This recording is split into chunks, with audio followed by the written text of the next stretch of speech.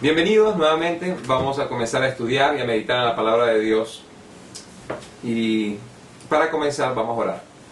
Padre Celestial, Señor, te damos gracias por tu amor y tu misericordia y te pedimos que el día de hoy tú nos ilumines, Señor, a través del Espíritu Santo y permitas que tu palabra se manifieste ante nosotros a través del estudio y que lo que tú nos enseñas, Señor, consiga cabida en nuestros corazones para acercarnos a ti y hacer tu perfecta voluntad. Te amamos y te glorificamos en el nombre de Jesús. Amén. La palabra de Dios, inspirada por Dios mismo a través del Espíritu Santo a hombres. Muchas personas a veces cuando uno les habla de la Biblia dicen, bueno, pero es un libro normal, un libro común y corriente, escrito por los hombres, por ende, ¿por qué tiene autoridad sobre mi vida? Lo que no se dan cuenta es que no es así. Es cierto, fue un libro escrito por hombres, pero fue un libro inspirado por Dios. ¿Y cómo sabemos que fue inspirado por Dios? Bueno, primero, el libro, por supuesto, da testimonio de ello, diciendo que la palabra es inspirada. Pero más importante que eso, existen profecías en el libro. La profecía es la demostración de que existe un Dios quien conoce el futuro antes de que las cosas ocurran. Y la Biblia está llena de profecías, y eso es algo que vamos a estudiar justamente en este capítulo, en el primer capítulo del Evangelio de Mateo. Pero si eso no es suficiente, el ver que alguien te dice que algo va a ocurrir y ocurre exactamente como esa persona lo había dicho, y pasa, como les digo, a través de más del 60% de la palabra de Dios es profecía. Y se cumple, por supuesto. El cambio de la vida de la persona que cree en la palabra. Yo creo que ese es el testimonio más grande. No porque la Biblia diga que es inspirada, no solamente porque la profecía lo demuestre, no solamente porque los descubrimientos arqueológicos jamás hayan sido capaces de demostrar que la Biblia en algún aspecto se equivocó. Cada descubrimiento arqueológico que se ha hecho a través de la historia siempre ha demostrado que la Biblia tenía razón. Los arqueólogos hacen todas estas búsquedas, muchos de ellos pensando, vamos a descubrir que la Biblia se equivocó, para terminar diciendo, la Biblia no se equivocó. Exactamente ese pueblo que la Biblia había dicho que existió, en la locación donde dijo que vivieron, los artefactos que dice que tenían, los tuvieron. Pero si esto no es suficiente, quiero que piensen en esto. El poder que tiene la palabra de Dios para cambiar la vida de aquella persona que cree en la palabra. Yo lo sé, yo lo he experimentado, yo lo he vivido, por eso lo comparto con ustedes. Y conozco una innumerable cantidad de personas que pueden dar testimonio de lo mismo. No solamente por haber leído la palabra, pero en el momento en que la creyeron y la aceptaron y la vivieron, sus vidas fueron totalmente transformadas. Y espero que ese efecto también, por supuesto, ocurra en ustedes, que ustedes el día de mañana sean capaces de dar testimonio que es cierto, la Biblia es la palabra de Dios por el efecto que tuvo en la vida de cada uno de ustedes. Así que sin más preámbulos, por favor, abran sus Biblias en el primer capítulo del Evangelio de Mateo. ¿Quién es Mateo? Bueno, Mateo es un hombre, es un judío. En otras versiones también se conoce como Leví.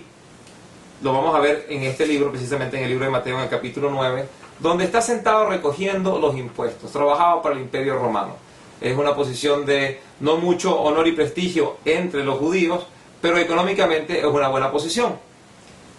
Y es confrontado con este personaje llamado Jesús de Nazaret. No se llama Jesucristo, su nombre es Jesús de Nazaret. Jesús, su nombre de Nazaret, porque era del pueblo de Nazaret. Cristo viene a ser la oficina o el cargo que desempeña. ¿Cuál es el cargo? Aquel que ha de librar de los pecados a su pueblo. Eso es lo que significa el nombre de Jesús. Aquel que viene a traer precisamente esa liberación.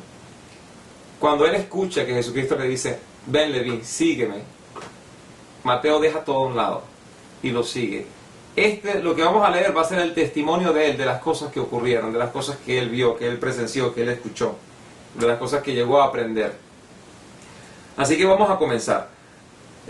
Mateo escribiendo, por supuesto, a su pueblo, al pueblo de Israel. Escuchen lo que dice. Dice el versículo 1 del primer capítulo. La tabla genealógica de Jesucristo, hijo de David, hijo de Abraham. Abraham fue un hombre, no dice que fue un hombre, perdón. Dice, Abraham fue el padre de Isaac. Isaac fue el padre de Jacobo. Jacobo, padre de Judá y de sus hermanos. Estos nombres, si se les hace un poquito extraño, créanme que es muy fácil conocerlos y saber quiénes fueron. Solamente tienen que regresarse al primer libro que van a conseguir en la Biblia. Váyanse al principio de la Biblia y se van a conseguir con el libro llamado Génesis, que básicamente significa el comienzo.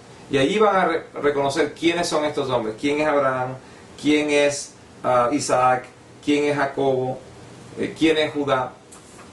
Estaba yo pensando en la historia de un hombre que de muy pequeño perdió a su familia y lo único que le quedó fue la foto de un hombre mayor que lo estaba sosteniendo, y con esa foto fue llevado a un orfanatorio. Bueno, creció en el orfanatorio, le dieron un nombre nuevo, por supuesto, le dieron su identidad, creció, y con el tiempo, ya siendo algo mayor, se encuentra en la calle, se encuentra desprovisto, no tiene ningún tipo de dinero, está pasando una situación muy difícil en su vida, y se tropieza con un artículo de periódico. Y cuando ve ese artículo de periódico, reconoce el rostro de este hombre. Increíblemente, cuando ve la foto que carga, era el mismo hombre. Habían pasado los años, pero se da cuenta que el hombre es exactamente igual. Así que lee el artículo, y el artículo menciona que este hombre es un hombre rico y que acababa de fallecer. No dejó un testamento y no se le conoce ningún heredero. Así que, para la sorpresa de este hombre, él se va con esa foto a la corte, lleva el artículo y lleva la foto y le dice: este hombre era mi papá. Aquí está, esa es la foto de él y está conmigo. Pero cuando lo ven a él, ven al niño y le dicen: bueno, sabemos que el hombre se parece mucho, por supuesto, puede ser que sea él, pero ¿cómo sabemos que usted es ese niño? No tiene ninguna evidencia. Bueno, va otra vez al orfanato, busca fotos, no tienen fotos de él, busca su nombre se lo dieron en el orfanato, no tiene el apellido de este caballero, no hay pruebas de ADN que pueda demostrar que es su hijo. Solamente existe su palabra diciendo: esta es la foto de mi papá y ese hombre fue mi papá y toda su fortuna me pertenece a mí, yo soy el heredero. Pero las cortes no lo pueden reconocer. ¿Por qué no lo pueden reconocer? No lo pueden reconocer simplemente porque no existe una genealogía que demuestre que él verdaderamente es descendiente de este caballero, y por ende esa fortuna se pierde y pasa a manos del Estado, y este hombre sigue como indigente. Bueno, ¿por qué Mateo comienza hablándonos de este señor, hablando de Abraham, padre de Isaac, Isaac, padre de Jacobo, Jacobo, padre de Judá? ¿Por qué? Bueno, es bastante sencillo entenderlo. Para el pueblo de Israel poder reconocer que Jesucristo es el Mesías, hacía falta que fuesen capaces de seguir su línea genealógica y reconocer de quién es hijo él. Cuando lo vemos más adelante, Jesucristo caminando por las calles, las personas lo llaman por un nombre diferente. No dicen Jesús de Nazaret, lo llaman Jesús, hijo de David. Pero es que David no fue su padre. Bueno, es cierto, David puede haber sido su tatarabuelo. Pero de esa manera es como la cultura hebrea se arraiga a lo que son sus parientes. Para poder verdaderamente reconocer que Cristo es el Mesías, no basta con que Él llegue a este mundo haciendo milagros, no basta con que traiga enseñanzas que sobrepasen el entendimiento de todas las personas a su alrededor.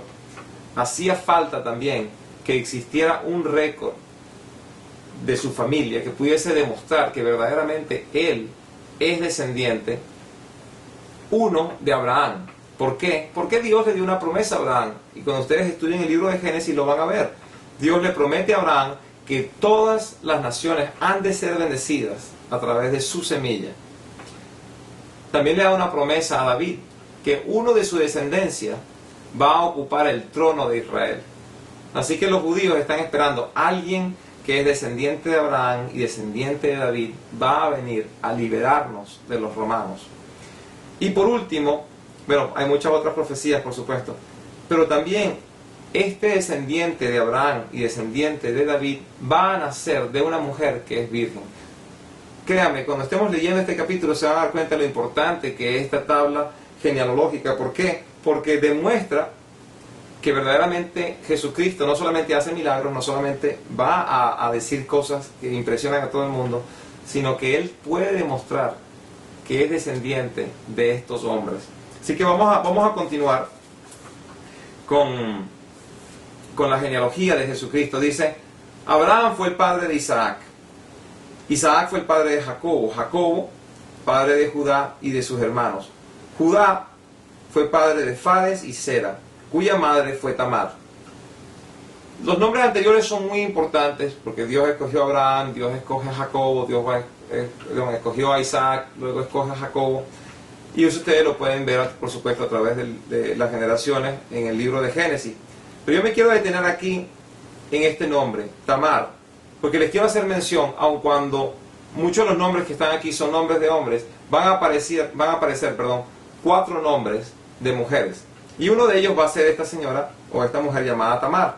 Ella aparece en el Antiguo Testamento, en el libro de Génesis, capítulo 38. Pero quiero que se den cuenta, es de origen cananita, es una mujer de Canaán, no es una mujer hebrea.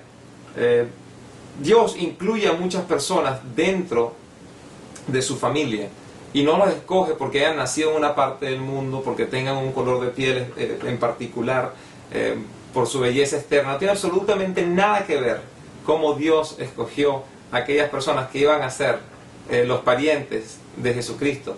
Los escoge, si nos damos cuenta, son hombres y mujeres comunes y corrientes, muchos de ellos con muchísimas fallas. Abraham, un mentiroso de primera, si ustedes lo leen en Génesis. Jacobo le hace trampa a su hermano. David, que también es escogido, termina cometiendo adulterio y luego asesinato. No son personas perfectas.